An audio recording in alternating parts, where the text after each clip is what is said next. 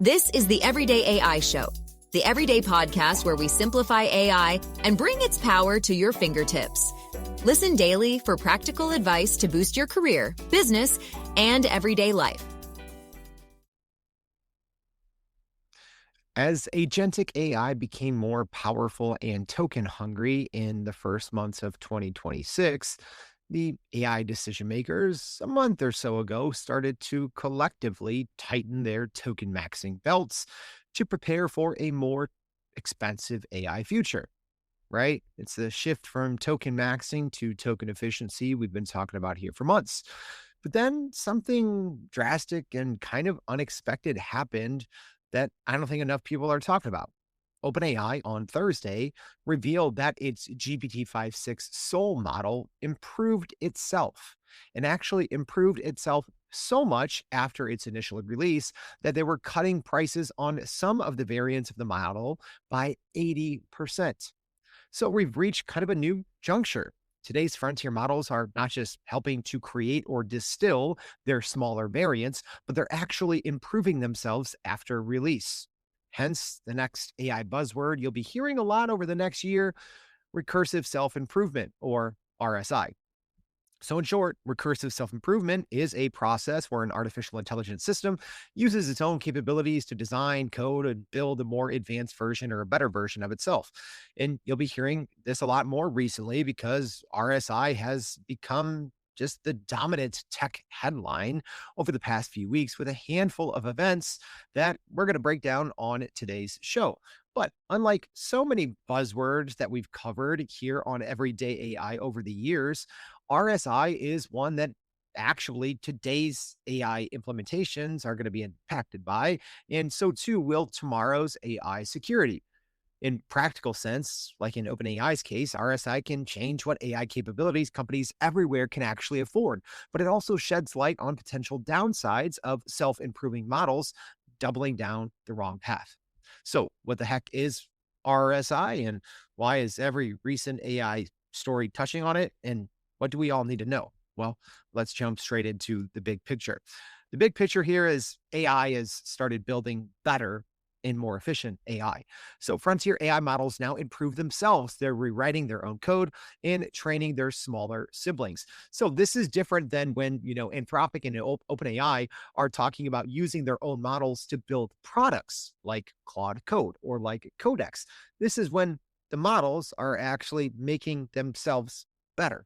And that process is called RSI, and it's no longer some future science fiction. It is a near term reality. So, OpenAI, as an example, says that its GPT-5.6 Soul model made its Luna model, the smaller variant, just cheaper and more efficient. And then they cut prices by 80%. But the full human free recursive self improvement hasn't yet arrived. But over the past 2 months, there's a lot of AI news stories that we're going to be connecting the dots on today that show that, well, this probably isn't like a 2029, 2028 thing that a lot of people have been saying. It's probably a 2027 thing. And that changes things maybe in both a good and a scary way. So on today's show, here's what you're going to learn. You're going to learn why OpenAI was able to cut prices up to 80% when everyone predicted that AI costs would continue to climb in 2026. You're going to know more about this eight-week timeline that turned RSI from research jargon into mainstream headlines. You're going to understand by the end of today's show what RSI actually means in plain English and what Sam Altman, the CEO of OpenAI's singularity claim that he recently made, actually means. And you're going to know why the people building RSI are actually asking for maybe the industry to pause a little bit and pace itself, and how your business should respond to all of this. All right, let's get into it. Welcome to Everyday AI. My name is Jordan Moulton, and well, this thing's for you. This is your daily, unedited, unscripted live stream podcast and free daily newsletter, helping business leaders like you and me keep up. I do all the hard research, so you sit back, listen, read our newsletter, enjoy the benefits, and you grow your company and career. So it starts here, but make sure to subscribe to our free daily newsletter at youreverydayai.com. We're going to be recapping all the highlights from today's show, as well as all of the other AI news that you need to know. So let's get into the latest 3 to 4 letter acronym in our ever evolving bowl of alphabet AI soup. We are talking RSI. So let's talk about the last 2 months because I mean, yes, I've been talking about recursive self improvement on this show probably for the last 2 or so years since I've been doing this for the last 3.5 years, as it seemed like recursive self improvement was actually going to be something that happened this decade. Right. Because when I started this thing in 2023, most people thought that recursive self improvement was at best a 2030 thing.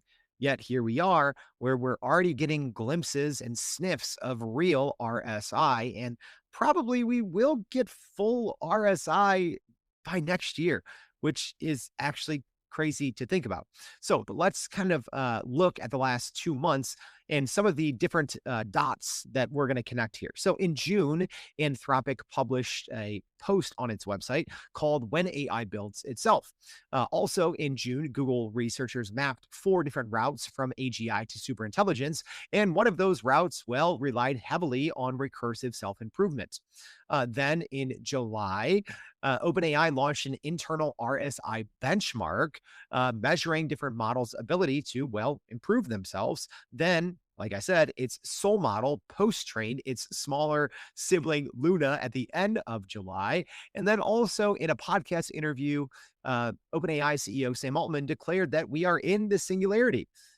Yeah, and the news cycle was just warming up because at the end of July, so last week, startup Recursive Superintelligence signed a $400 million AWS compute deal to automate AI research. So not only is it the labs that all of us know, right? Kind of like the big four plus Meta and X all working toward, some version of recursive self improvement.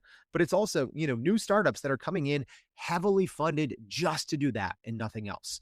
And on that same day, so on July 28th, over 1,000, and I think that number is like 1,300 now, Frontier Lab employees published a paper called Pacing the Frontier, which essentially is kind of asking the US government to maybe slow down or at least prepare for the possibility that there needs to be some international kind of agreement when it comes to the pace of AI. Because a lot of people signing that letter in the comments said that, well, AI is developing maybe too quickly and that society can't keep up. And let me just say this right now. And I need to hit a pause because I think that, I am not in the Silicon Valley bubble, right? I don't work at a big tech company, but I talk about AI every single day, and I do talk to those people building AI very frequently.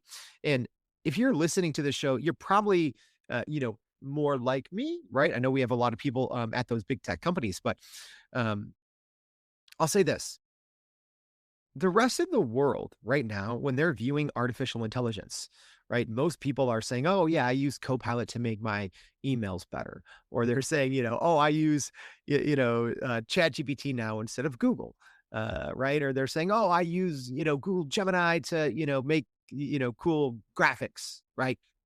That's it.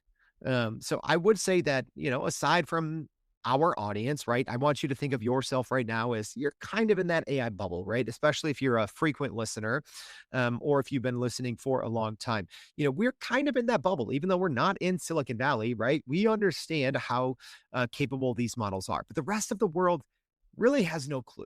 Right. All they're seeing is oh, all these AI models, I'm just going in here, I'm finding the one I want. And, maybe my work's a little bit easier. Or, I think that there's a lot of people now looking at AI and there is this recent anti-AI swing, right? When it comes to data centers and, the college graduates that were booing, commencement speakers who are talking about AI. So there's a lot of just bad information out there when it comes to AI that has created this anti-AI backlash. So I think if nothing else, there is such a huge disconnect between the general, non everyday AI listener type, right?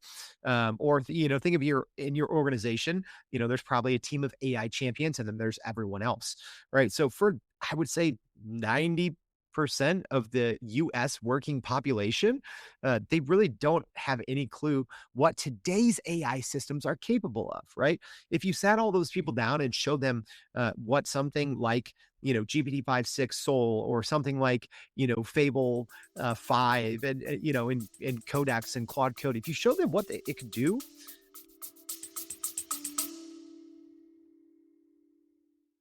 Are you still running in circles trying to figure out how to actually grow your business with AI?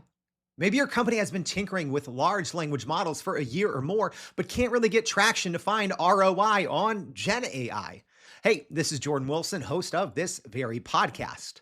Companies like Adobe, Microsoft, and NVIDIA have partnered with us because they trust our expertise in educating the masses around generative AI to get ahead. And some of the most innovative companies in the country hire us to help with their AI strategy and to train hundreds of their employees on how to use Gen AI. So whether you're looking for ChatGPT training for thousands or just need help building your front-end AI strategy, you can partner with us too, just like some of the biggest companies in the world do. Go to youreverydayai.com/partner to get in contact with our team, or you can just click on the partner section of our website. We'll help you stop running in those AI circles and help get your team ahead and build a straight path to ROI on Gen AI.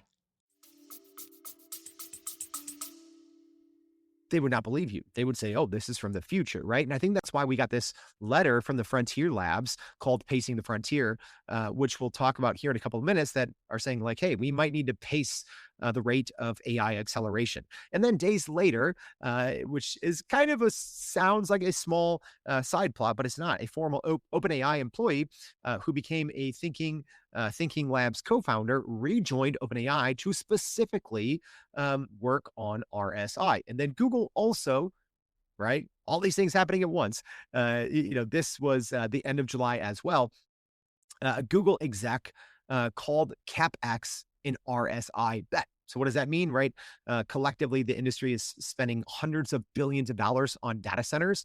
And essentially a Google exec said, well, this is because of recursive self-improvement, right? You need all this compute to be able to do this, right? That's the difference. When you have a team of researchers, maybe, 3 to 4 years ago, where this kind of the AI researcher wasn't yet automated or on its way to being automated, right? You just had to use a lot more people. Right? Yes, you were still able to, the concept of recursive self-improvement is not new. It's been around since, I would say like 2016, technically, with AlphaGo, and also some of the earlier GPT models, right? But that was much more kind of human hand-holding, AI models to improve, right? Where now it's more of human oversight, and the models are kind of doing a lot of the work on themselves. So like I said, it's not full human free. But we are at the point now, a high ranking Google exec essentially just said last week that, yeah, all this money that's being spent on these data centers, this hundreds of billions of dollars, that is for recursive self-improvement. So these models are just going to be able to build not only the next version of themselves, but once that next version has been released, like OpenAI just did, well, it's going to improve itself to hopefully make it cheaper, faster, better, right? But then also, I think, right, I've always been saying I'm a huge believer in this concept that eventually there's going to be thousands of small models, right? I think that that's going to be the truth. There's going to be thousands of models that help with marketing. There's going to be thousands of models that help with medicine. There's going to be thousands, but small ones. And this is where I think the future is heading, is recursive self-improvement, where these model makers are going to be able to spin out probably the ones first that make the most sense to make money, right? And then from after that, I'm guessing we're going to equally see, or hopefully see, it's my hope that we'll, equally see, all of these small models that come from RSI that are going to be able to do good in the world, right? And we're already seeing that with things like medicine and biology and, right now, defensive cybersecurity. So now, let's talk about that Thursday shocker that kind of changed, I think, the near-term AI strategy for a lot of business owners out there. So, for months, right, we've been hearing this concept that these powerful AI agents, well, they were too token hungry, So I think in late 2025, kind of with the advent of Claude Code, Claude Cowork in early 2026, and then Codex in February, right? It kind of got to this point where everyone was spending as many tokens as possible because companies everywhere were like, oh my gosh, right? Those on the bleeding edge, those AI champions were like, my gosh, these systems can do absolutely anything, which was great, right? But the revenue didn't always directly follow. And so what that meant is while, some companies were waiting to see the fruits of their token maxing labor, they had to cut back, right? And focus a little bit more on token efficiency, or as some people say, value maxing. So we kind of thought that at this point, well, okay, we're just going to probably start spending less, right? But OpenAI came and threw that out the window because OpenAI said that Soul, their GPT-5.6 Soul, adapted an existing post-training setup for the smaller Luna model. So essentially, right, and they actually shared this, and we shared this in our newsletter as well. They kind of shared, and they did this, I believe, all in Codex. So it's wasn't some far off science fiction. It's some according to someone that tweeted about this, it is some OpenAI researchers who used Codex, and they used the GPT-5.6 Soul model to improve the smaller versions. So the medium size is GPT-5.6 Terra, and OpenAI was able to cut the prices on that by 20%. And then GPT-5.6 Luna, which they were able to cut the prices on that by 80%. Right. And the fact that that happened, and I still don't think enough people are talking about it, right? Because if you compare, as an example, and I did talk about this on the show yesterday, maybe, or maybe it was Friday, right? But now you have GPT-5.6 Luna, which, according to artificial analysis, is roughly about the same as Claude Sonnet 5, but it is 25x cheaper per task completion, right? So now it's almost like, wait, there's this narrative in quarter two that we were going to have to start using less AI. And now all of a sudden, because we are getting this hint of recursive self-improvement from OpenAI first, now we have to start rethinking that strategy immediately. So let's define it a little bit. All right. So RSI is essentially when an AI helps improve another AI. It could be from a different company, right? It could be its own smaller version, like we saw with the GPT-5.6 Soul, working on GPT-5.6 Luna. And we've seen from other companies talking about kind of their big model helping train some of their smaller models. And we've seen also, this is similar to distillation, right? So intercompany distillation, generally when they're talking about that, yes, there's humans involved, but I would say in 2026, I think the labs will start talking about this more as it becomes more commonplace. But, now it's with these smaller models, it is very commonplace for companies to distill the smaller versions from the big versions. And I think that's also why we're sometimes seeing the versions come out at a different time, right? So as an example, Fable 5 came first, right? And then Fable and Mythos 5 came first. And then we got, Sonnet 5, and then we got Opus 5. So, Anthropic has kind of hinted in the past that a lot of their code, up to, 90%, I think, according to some estimates, 90% of their code is actually written by their own models. So, but the Google exec, though, I think this is important, compared it to history, talking about steam engines were used to build the next steam engine. And I think to understand why that matters, we have to take a look at all the other definitions, right? And how recursive self-improvement actually fits on the current timeline. Because for the most part, at least if you've been following and keeping track at home, the kind of the path to where AI is eventually going to go, whether you're excited about that or not. And I constantly find myself going on each side of that equation, right? But you think of, well, we're in the artificial intelligence era, and it seems like most companies are focused on super intelligence. Okay, so super intelligence is when, well, all AI is smarter than all humans. But AGI is kind of that stepping point. So, if you had to say three things, it's AI to AGI, which is artificial general intelligence. And then you have super intelligence. And that's, I think, super intelligence. If super intelligence goes wrong, that's where you start getting into the Terminator and Skynet type comparisons, right? When superintelligence goes right, that's when, well, in theory, we could cure most diseases, right? But there's those kind of steps along the way.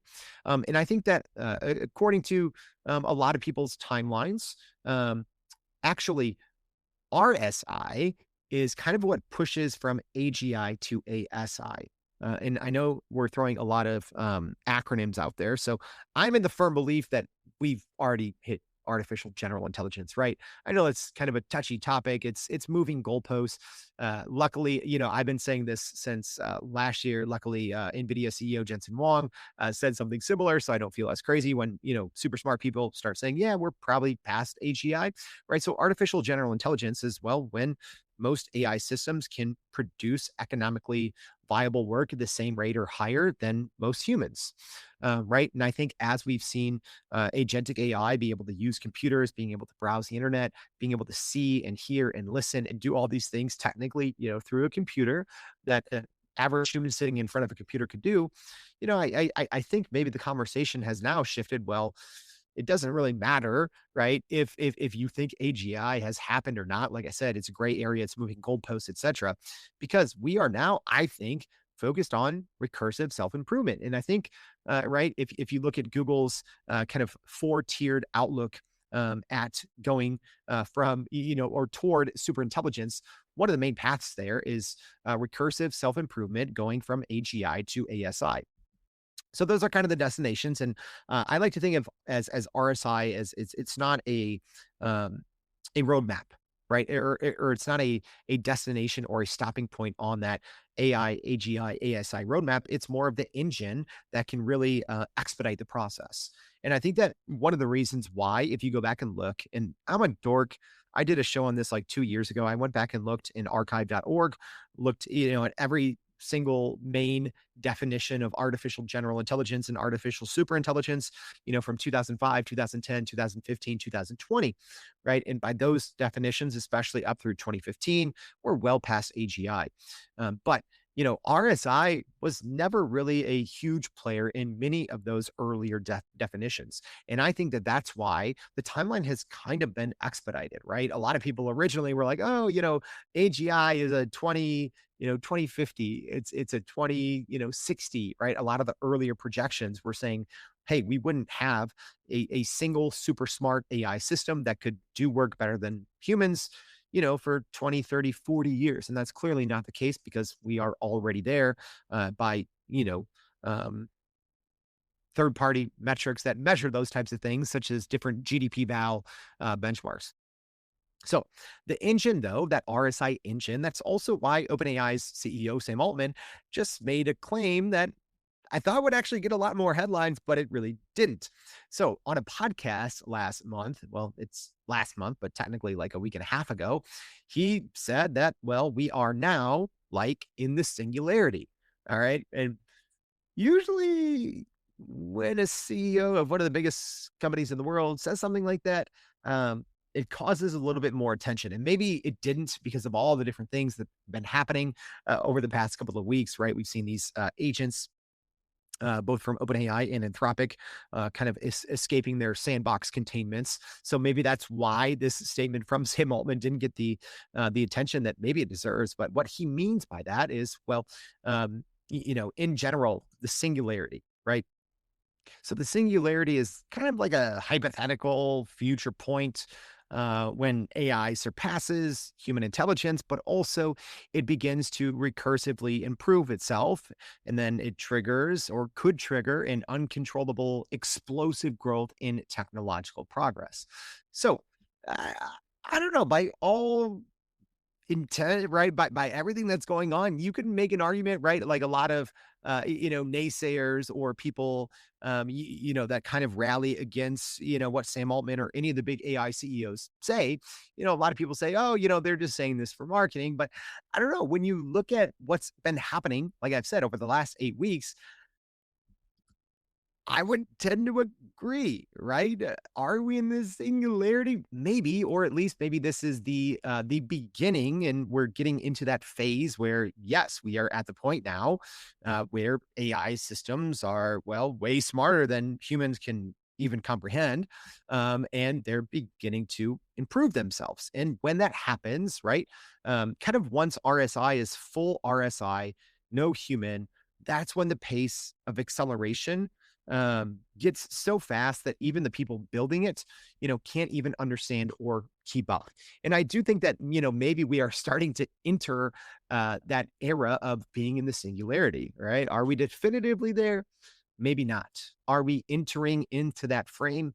I would say so, right? Like I've been the firm believer we've been, well past the, artificial general intelligence era. And we are probably more headed in this, kind of the in between phase, right? Which is this singularity, which is, RSI, recursive self improvement, leading to the point where, well, we are going to see super intelligence probably, I don't know, in the next decade or less, right? I'd say that's probably a safe bet. So it's a big claim that he said, right, on the podcast. But what he kind of meant by it is, seeing this steady compounding progress where AI helps build the next AI, not necessarily the, Terminator Skynet scenario. But, here's kind of what exists today. So we don't have the full human-free RSI, right? Now, I want to make that clear, but because you're going to be seeing a lot more about recursive self-improvement in the news as Anthropic and OpenAI go public, right? I'm sure they're going to be timing their model releases around certain dates in terms of them going public. So there's going to be a lot of confusion about, what does all of this mean, right? What are the actual capabilities of these systems? But full RSI is where AI builds its successor, right? The next model. But it doesn't need humans. So maybe humans are overseeing it, right? So that piece hasn't happened yet, but we do know that the big labs are using their current best models to help build, right? But it's probably a little bit more human oversight right now, or a little bit more human led than full AI led. But Anthropic did say that that situation isn't inevitable. So what's real today? Well, the AI does the improvement work while humans still pick the goals and improve the results. But the AI is being able to handle exponentially more powerful and longer task jobs. So, according to Meter, AI, the task length is doubling roughly every 4 months, right? Which, I mean, the projections, by like next year at this time, that single AI model is going to be able to do work that would normally take a human like multiple weeks, right? Which is crazy to think about at I forgot if that's the 50% or the 80% pass rate, but regardless, right? Whereas, 2 years ago, we weren't even having this conversation. We weren't even thinking of the point where a model could work for, hours or days, or we've even seen sometimes more than a week, right? The standard out of the box models can work on these hard problems agentically, pulling tools, starting to, investigate one path, rewind and go down another. So now think of what happens. Well, when the labs are using this and right, what you and I use, right? The GPT-5 souls and the Fable 5s, right? These are not the best models, right? Obviously, all the companies, they have better models. So think of when the better models that they have are actually building and improving those own versions that we aren't having yet, right? And my hope is that ultimately what this means is, well, maybe this token maxing era was just a whiplash of waiting for some of the good benefits, some of the good early benefits of recursive self improvement, right? Which is maybe just cheaper and more affordable AI, at least if you are with a company that has properly invested in compute. So let's go back to the Google DeepMind. I know we've touched on this a couple of times, but this was Google DeepMind's Jasjit Shakan, who said that RSI is now central to the AI industry's investment thesis. right? So he said this at a conference, and he was comparing that build out to the Apollo program as well. And even talking about, with that, Alphabet is planning to spend up to $205 billion this year in CapEx, right? So if you don't know CapEx, that's capital expenditures. That's essentially, the hardware side, the data centers, the chips, the cooling, all that. But the twist is this: it's the same companies or the employees from those companies that are investing into these hundreds of billions of dollars into ultimately the data infrastructure that makes recursive self-improvement possible. It is the employees from those companies that are actually saying, wait, this whole RSI thing, we might want to pace this out. All right. So a little bit more on this letter that was called Pacing the Frontier that came out last week. So the signers are some of the biggest names in AI. I mean, they include Anthropic CEO, OpenAI's chief scientist, in more than 1,300 verified employees from the big labs. A lot of people from OpenAI and Anthropic make up the biggest pack. You get some people from Google, Meta, DeepMind, Thinking Machines, everyone, right? And they aren't asking technically for a pause. Some of them kind of are in their individual comments, but the letter itself is not asking for a pause. It is asking for the US government to essentially start to make a plan, both domestically and eventually internationally, to say, well, what happens and what are our plans, once the AI development is too fast for us, the people building it, to keep up with, right? And I do think this is probably one of the, and you do have to tip your hat to, these researchers and also the companies themselves, right? A lot of them put out statements saying, hey, we support this letter, or we support, our employees who signed this letter. Some people look at this as, being anti-accelerating, right? There's been this huge AI acceleration movement over the past few years, right? Accelerate at all costs, right? This can help us, it's, get to this potential utopian future, right? But then there's the potential dystopian future as well, right? Each coin has two sides to it, and you can't just be focused on the utopian side without acknowledging the fact, well, there's a very dystopian side of what could happen if RSI or ASI goes incredibly wrong. All right. So in this letter, they're not asking the government to stop AI. They just want the tools to be ready to potentially slow down later. But is it possible? Probably not, right? I talked about this on yesterday's show. I don't think, China is going to be like, yes, we're going to sign this, right? Ultimately, even though China is still probably 2 months behind with their more open source, open weight models approach, they have the next models ready as well, right? We've seen impressive releases from Kimi K38, Kimi K3, Quen 3.8, GLM 5.2, reportedly GLM 5.3 is on the way, right?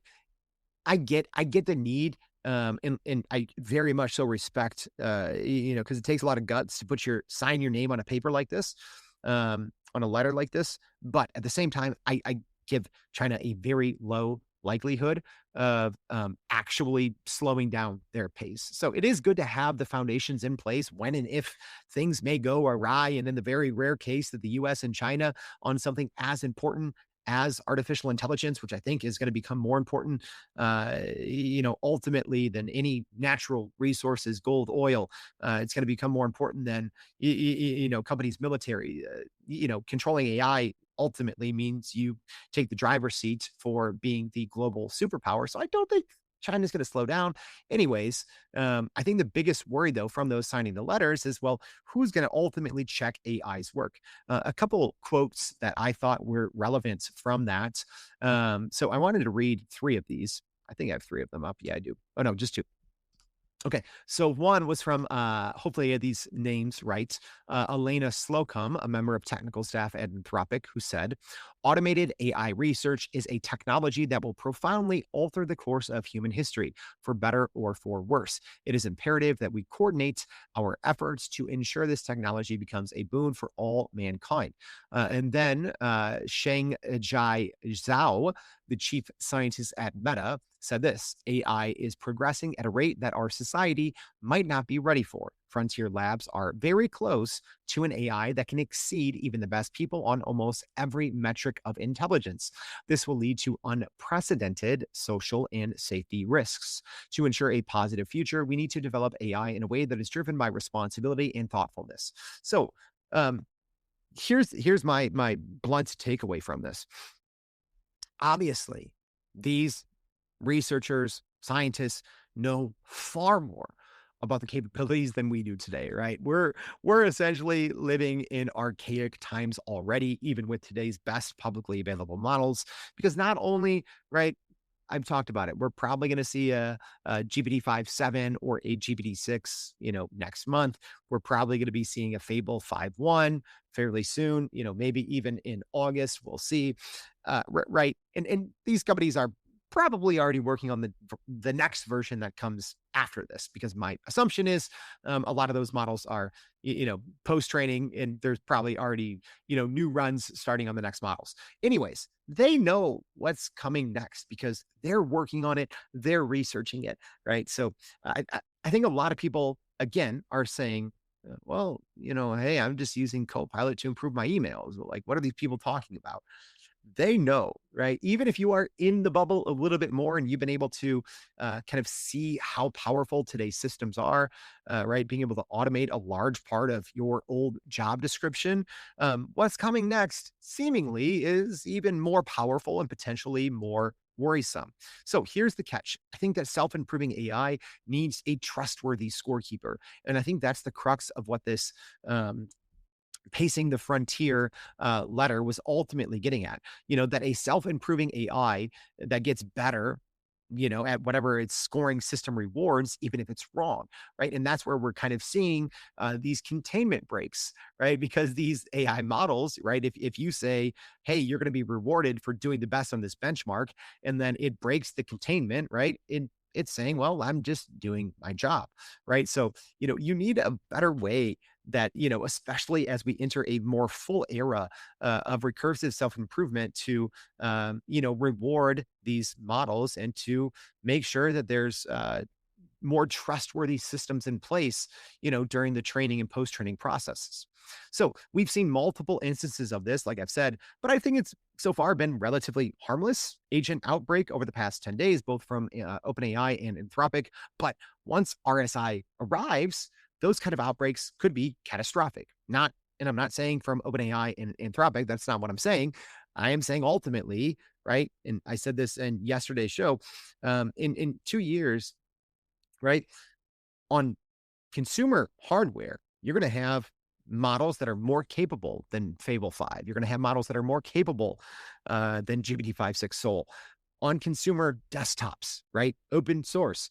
And that's where I start to worry about, right? When you have a version of an RSI model that, you could be running on your computer, and that could be spitting out, dozens or hundreds, who knows, of new smaller models a day that are super smart at super tasks, right? So that it's more of, when the guardrails could be let out, which is, open source does open that Pandora's box of how AI could be used in a bad way, right? At the same time, it does give defenders, I think, more access to more tools to be able to make the internet and hopefully the physical world a safer place. But I think that humans are still going to have to own that judgment role, even as RSI becomes more commonplace. And that's exactly where, as we wrap, I want your business strategy to start. So I threw a lot of information at you. I went on a couple tangents, right? That's why this thing's, largely unedited, unscripted. I want you to get, just kind of some real advice and thoughts and feedback. But as we wrap up, what does all this mean for you, right? Hey, if ultimately you're just trying to, make your, agents more secure, if you're just trying to increase productivity, if you're just trying to get more out of everyday, your AI systems that you have in place at your company, why does this matter? Why does this matter? Well, you have to design for the loop, I think, or you're going to get dragged. Here's what I mean by that. You have to plan, I think, for AI prices to actually fall. which you might have just gotten wind on this. Oh my gosh, we need to cut back on token spend. I think we have to look past that because the labs that have properly dedicated enough compute to maybe achieve RSI or what some labs are calling an automated AI researcher. Those are the companies that, well, they're going to be able to make prices cheaper, and we quite literally saw that with OpenAI decreasing the price of GPT-5.6 Luna, a very capable model, right? You can't just say, oh, it's their smallest model, it's not any good. No, it's very good, right? It is much better than, GPT-5, GPT-5 1, 2, 3, 4, right? It is a very capable model, and it is like free 99 right now. So I think you have to prepare for prices to ultimately fall. But I think you ultimately have to build modularly because maybe, you're with a different provider and well, maybe your provider, right? At least when we look at the big four, the big six, maybe they're going to figure out RSI a year after whoever figures it out first. So that's why I think you can't be too entrenched with one provider. I think you should be, always choose your AI operating system of choice. I'm very transparent. I've always said for me and for most companies I advise, I say that's ChatGPT because it's the easiest to learn, right? But whether you're Anthropic, Copilot, Gemini, ChatGPT, Grok, Meta, right? I don't know any companies that are necessarily have chosen that as their AI operating system, but you should always be looking at fallbacks, right? Whether that's another frontier proprietary provider, whether that's an open model, but you should also be copying the labs, right? They're using their expensive models for the hardest tasks only, right? And then they're using, other models, right? So they're using that for judgment and planning, but then they're using cheaper models for the busy work. And you should be doing that too. I've already said this. We're at the point now with the capability overhangs where you don't need a Fable 5 and a GPT 5.6 Soul to rewrite your emails or to do the equivalent of a tough Google search, right? Or a simple, looking up some facts. You have to have um, that kind of separated. Also, another way to start copying the labs, this is something I've been doing now for a couple of months. Well, is you should have your AIs control other AIs, and you should, right? You maybe start building other AIs, right? And I think we didn't really get into that realm until we got to GPT 5.6 Soul, right? You had some people share online, and I talked about on the show about how people with no background in creating models were able to create, small models using GPT 5.6 Soul for, smaller purposes. I think the one that kind of, went viral is someone used GPT 5.6 Soul to look at every single text message that they had ever sent via iMessage, right? So they had Soul work on this, and they created a literal small language model with weights that was just based on here's, everything I text about, here's how I write, here's, and it knows everything about me, right? So think of that, right? Think of how when prices, I think, are ultimately going to be driven down as the models get more powerful.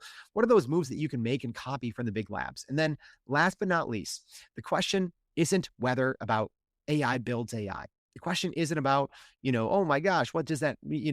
Recursive self improvement, what does that mean for our business? Oh my gosh, freak out. No, it's just whether your business is ready. So you have to start thinking and talking openly about the implications, right? What happens, when there's maybe dozens of AI models that are distinct and made for your job, for your department, for your sector, because that time is coming. Because I think ultimately what recursive self-improvement means, aside from hopefully, better models coming out faster, but also cheaper prices and probably more specific in niche models that serve specific verticals. So you have to start replanning now in whatever systems that you've got in place in 2024, 2025, et cetera. Those can't be longstanding systems. You can't be planning a year at a time. You should be planning a month at a time. And I know that's, kind of daunting for traditional digital transformation, but I think that's where you have to be at. All right. I hope this show was helpful going over a lot of these terms, RSI, but hopefully now you know a little bit more about recursive self-improvement, what it means when these models are kind of improving themselves or working on the next version of themselves or making AI maybe cheaper and faster and better for all of us. So now you know what happens when RSI and models start improving themselves and hopefully what it means for your business. If this is helpful, please consider reposting this if you're listening on social media, if you're listening on the LinkedIn machine, and if you're listening to the podcast on Spotify or Apple Music, please subscribe. Then go to youreverydayai.com. So thank you for tuning in. Hope to see you back tomorrow and every day for more Everyday AI. Thanks, y'all. And that's a wrap for today's edition of Everyday AI. Thanks for joining us. If you enjoyed this episode, please subscribe and leave us a rating. It helps keep us going. For a little more AI magic, visit youreverydayai.com and sign up to our daily newsletter so you don't get left behind. Go break some barriers, and we'll see you next time.